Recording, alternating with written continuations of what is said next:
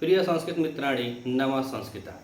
Are के Sanskrit study में आप सभी मित्रों का हार्दिक स्वागत अभिनंदन करते हुए आज हम लोग वाचन कर रहे हैं उत्तरामचरितम महाकवि भवभूति वीरस्तव। 28 श्लोकों तक हम लोगों ने वाचन कर लिया है। पिछले श्लोक में हमने देखा कि भगवान मर्यादा पुरुषोत्तम श्री रामचंद्र जी वासंती के सवालों का जवाब देते हुए कह रहे हैं कि वह जो लता के समान जिसका शरीर था, जो ज्योत्सना थी, जो कमल नाल के जैसे कोमल जिसका शरीर था और जो गर्भावस्था में अलसाई हुई थी, उसको निश्चित ही हिंसक जानवरों ने, पशुओं, जो शिकारी जानवर होते हैं, जो कच्चा मांस खाने वाले जैसे जानवर होते हैं, वह निश्चित ही उसको नियतम विलुप्त कर दिया होगा, अर्थात खत्म कर दिया होगा। यह भगवान रामचंद्र जी का कथन था। उसके बाद सीता जी जब उनको देखती हैं तो कहते हैं कि आर्यपुत्र ध्रिये है यशा ध्रिये मतलब अभी मैं प्राण धारी हूँ, अभी अपने प्राण को धारण की हूँ। सीता जी वहाँ बोलती हैं क्योंकि यह छाया अंक है और सीता जी ही इस उत्तरामचरितम की नायिका हैं और जो नायिका है वही छाया रूप में है, जिन्हें कोई देख नहीं पाता है, लेकिन अपने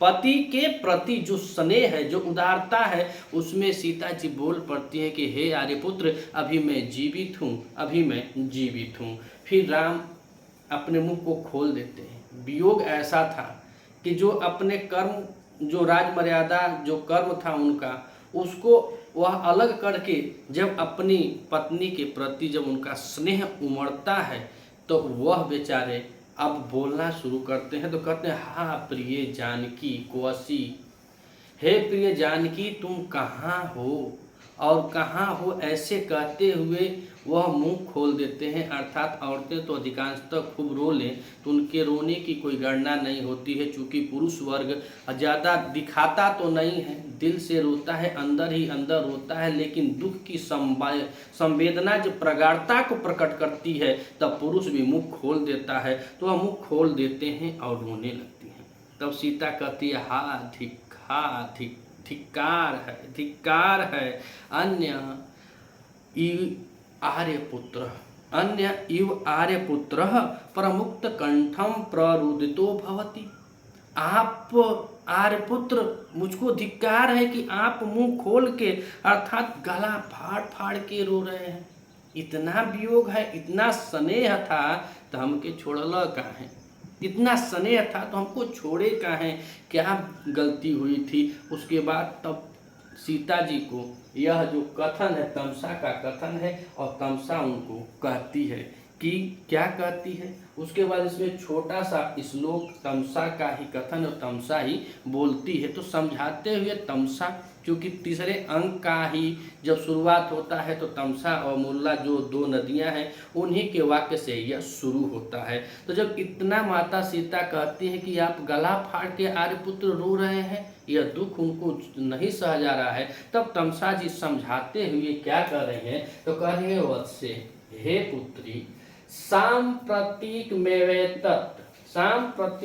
व्यक्त, अर्थात इसका मतलब होता है कि वो समझा रहे हैं, तमसा जी समझा रहे हैं कि हे पुत्री, जो ये भगवान कर रहे हैं वो उचित कर रहे हैं, इनको करना भी यही चाहिए। जब आप किसी के प्रति अधिक स्नेह रहता है और किसी गलती बस अगर आप कहीं चूक कर जाते हैं तो आप चाहे भगवान होखे और चाहे मनुष्य होखे, जो हृदय है वो सत्य को जानता है, सत्यार्थ को जानता है, समझता है और वह गलती को महसूस करते हुए भगवान भी आज अपनी पत्नी के लिए गला फाड़ कर रो रहे हैं। और सीता जी धैर्य बधा रहे कि आप ऐसा मत कीजिए। फिर तमसा सीता को समझाते हुए कहती हैं कि हे पुत्री सांप्रति में व्यक्तम, अर्थात जो प्रभु कर रहे हैं वह उचित है। काहे उचित है, तो कह रहे हैं कर्तः व्यानि खलु दुखतेह दुख निर्वापणानि, अर्थात तो बता रही है तमसा जी कि यह जो दुख होता है ना, यह दुखियों का जो दुख होता है उसको दूर करने का यह प्रयास है। तो कह रहे कि व्यानि खलु दुखितेय में मतलब तृतीया विभक्ति लगी है, तृतीया बहुवचन लगा हुआ है। तो कह रहे कि दुखितों का जो अपना दुख है जो दुखी लोग होते हैं, लोग होते हैं, वह अपने दुख को शांत करने के लिए यह करना चाहिए। क्या जो रो रहे हैं, जो गा रहे हैं, जो कह रहे हैं, तो यह प्रभु ही नहीं रो रहे हैं, बल्कि जितने भी इसमें भगवती जी आम जनमानस के लिए भी बता रहे हैं कि जितने लोग हैं, अगर बहुत कठोर हृदय न रहकर बहुत कोमल हृदय से अगर सोचा जाए, जिसके प्रति स्नेह है, प्रेम है, किसी के प्रति, ना कि मेहरुए के प्रति, दादा माई भैया बंधु, किसी के प्रति अगर आपसे कोई गलती चूक भूल हो गई है, आपके हृदय पर आघात हो रहा है, तो आप भी अगर रो देंगे तो तबीयत हल्लुक हो जाएगी। ये भोजपुरी में बताते हैं कि तबीयत हल्लुक हो जाती है। तो वही तमसा कर रही है कि जो दुखी लोग होते हैं, उनको अपने दुख को व्यक्त करने के लिए, अपने दुख को शांत करने के लिए यह रोना उचित है। तो आइए देखते हैं 2 लाइन। श्लोक बहुत छोटा है लेकिन बहुत बड़ी प्रक्रिया को बता रही है और तमसा कह रही है। अनुष्टुप छंद में यह श्लोक निबद्ध है। तो कह रही है क्या कि पुरोत्पीडे तटाकस्य परिवाह प्रतिक्रिया शोक क्षोभेश्च हृदयं प्रलापैरेव धार्यते। तो यहाँ पे कह रहे हैं कि पूर्वोत उत्पीडे तटाकस्य, तटाकस्य कहा जाता है तालाब को, और पूरे माने कहा जाता है पूर्ण रूप से। अच्छा, जो पहले जो होता है उसके बारे में कह रहे हैं कि जो जल का पूर्व उत्पीडे मतलब जब तालाब की बात कर रहे हैं तो तालाब में क्या होता है, जल होता है। और पूर्व मतलब यहाँ पे देखा जाए तो कह रहे हैं कि जल का प्रवाह, तालाब में जब जल का प्रवाह जो होता है, कह रहे हैं कि उत्पीडे होता है, अर्थात जो तटाकस्य पूर्व उत्पीडे, तालाब का जो जल का प्रवाह है, उस प्रवाह में क्या कर रहे हैं कि अधिकता, उत्पीड अर्थात बहुत अधिक होने पर, कोई तालाब जब होता है और तालाब में जब जल का प्रवाह अधिकतम चरम सीमा को प्राप्त करता है, तो उसका क्या निवारण किया जाता है। तो कह रहे हैं कि प्रतिक्रिया परिवाह, उसकी प्रतिक्रिया में परिवाह कर देना चाहिए, अर्थात उसके जल को कहीं से निकाल देना चाहिए। तो तटाकस्य पुरोत्पीड, तालाब में जल प्रवाह की अधिकता होने पर क्या किया जाए, तो प्रतिक्रिया परिवाह, तो उसके जल को बाहर निकालने की क्रिया करना आवश्यक होता है। काहे होता है, तो नीचे के लाइन में कह रहे हैं कि शोक क्षोभे च हृदयं प्रलापे इव धार्यते। शोक क्षोभे, और शोक क्षोभे मतलब जो दुख होता है, जो अंदर अंदर जो दुख होता है, जो शोकजन्य दुख होता है, तो शोकजन्य, शोभ माने दुख, शोकजन्य शोक की अवस्था में जो क्षोभ, जो दुख उत्पन्न होता है, वह हृदय के लिए क्या होता है, तो कह रहे हैं कि प्रलेप्य धार्यते, अर्थात जो हृदय है, आम भाषा में देखा जाए तो आपके हृदय पर कोई घात पहुंचेगा तो आपको हार्ट अटैक हो जाएगा। यह हृदय लिखे हुए हैं संस्कृत में, उसी को अंग्रेजी में हार्ट बोलते हैं। तो कह रहे हैं कि हार्ट अटैक हो जाएगा, हार्ट बढ़ जाएगा, कर्जे में बढ़ जाएगी।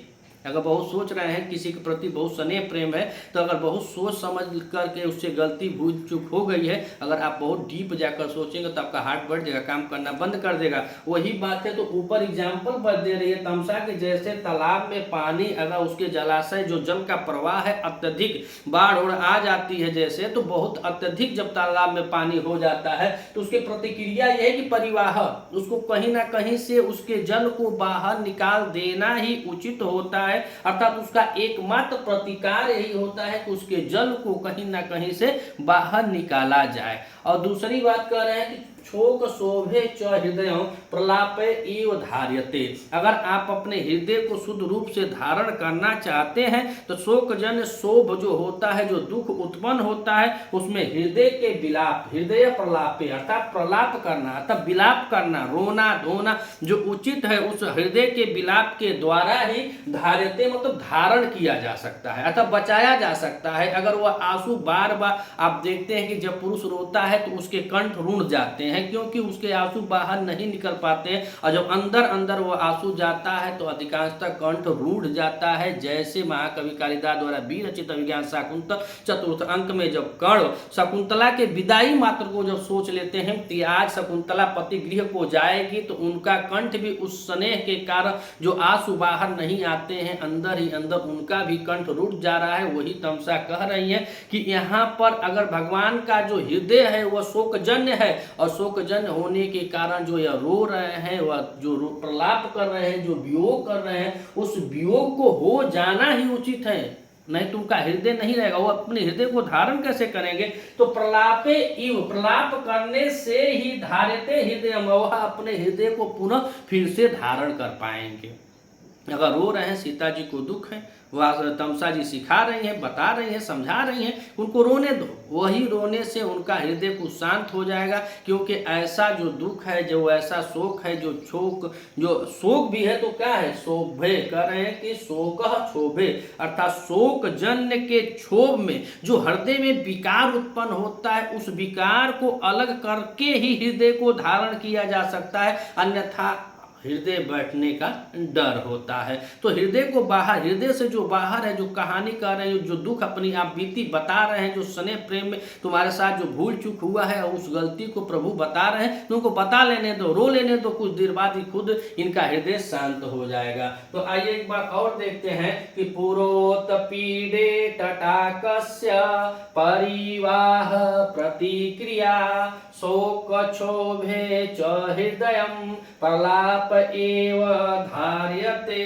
तो कहने के तटाकस्य, तटाकस्य मतलब तालाब, तालाब। और तालाब में आप लोग अक्सर देखे होंगे कि जैसे बारिश का महीना जब आता है तब उसमें पानी ज़्यादा होता है, अन्यथा उसमें चारों तरफ से पूरा मेड़बंदी किया होता है, जिन्हें कि भोजपुरी में बोला जाला पोखरा, और चारों ओर से मेड़बंदी किया होता है। जब उसमें पानी अधिक हो जाए तो जितना भी आप बांध बांधेंगे वो टूटता ही रहेगा। तो वो अपने से काहे टूटे, पहले से हम व्यवस्था कर दे रहे हैं, भैया परेशान मत हो, आराम से यहाँ से जल निकल जाए। तो उसी को करेंगे तटाकस्य पुरोत पीड़। पुरोत माने होता है जल का प्रवाह, जल प्रवाह, पूर्व माने जल प्रवाह, उत्पीड़ माने अत्यधिक होना। तो उत्पीड़ में अगर हम लोग चर्चा करते हैं तो इसमें उत है और उत के साथ पीड़ लगा हुआ, पीड़ के साथ घय प्रत्यय किया गया है, तो शब्द बना है उत्पीड़। तो कह रहे तटाकस्य पूरो उत्पीड़, तालाब के जल प्रवाह में जो उत्पन्न होता है अधिकता, उत्पीड़ माने अधिकता होने पर कह रहे हैं कि प्रतिक्रिया, प्रतिक्रिया में अगर देखा जाए तो यहाँ पर प्रतिकार करना होता था, उसको बाहर निकालना होता है। तो कह रहे हैं कि प्रतिक्रिया और प्रतिक्रिया और परिवाह, तो परिवाह मतलब उसको बाहर निकालना, जो जल है अत्यधिक मात्रा में हो गया है तो उसको बाहर निकालना ही उचित है। और परिवाह में देखें तो परि उपसर्ग पूर्वक इसमें वह और वह के साथ इसमें भी घय प्रत्यय किया गया है, तो शब्द बना है परिवाह। और प्रतिकार में देखा जाए, जो प्रतिक्रिया है बता रहे हैं, तो प्रतिकार में प्रति उपसर्ग है, इसमें क्या है? प्रति उपसर्ग है, अक्रिय धातु है, अक्रिय धातु के साथ इसमें स और स का शेष कब बचता है? अ बचता है, उसके बाद टा प्रत्यय किया गया है, तो शब्द बना है प्रतिक्रिया।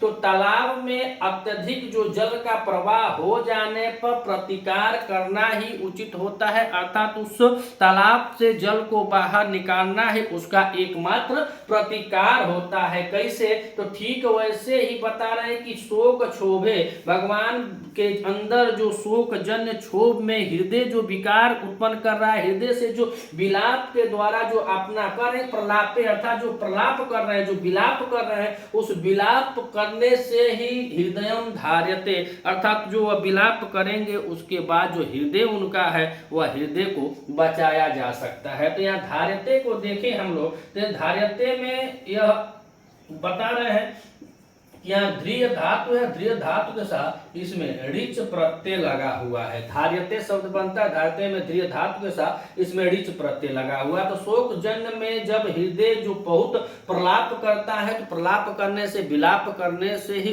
पुनः उस हृदय को धारण किया जा सकता है। यह तमसा का कथन है। नाटक में हमको कथन वक्ता ही ज़्यादा इम्पोर्टेंट होता है। यह 7 अंकों का नाटक है, 7 अंकों में हम लोग तृतीय अंक का वाचन कर रहे हैं। अगर आप इस चैनल पर नए हैं तो चैनल को सब्सक्राइब कीजिएगा। वीडियो अच्छी लगे तो वीडियो को अपने मित्रों तक अधिक से अधिक शेयर कीजिएगा। मिलते हैं अगले वीडियो में, तब तक के लिए नमः संस्कृताय।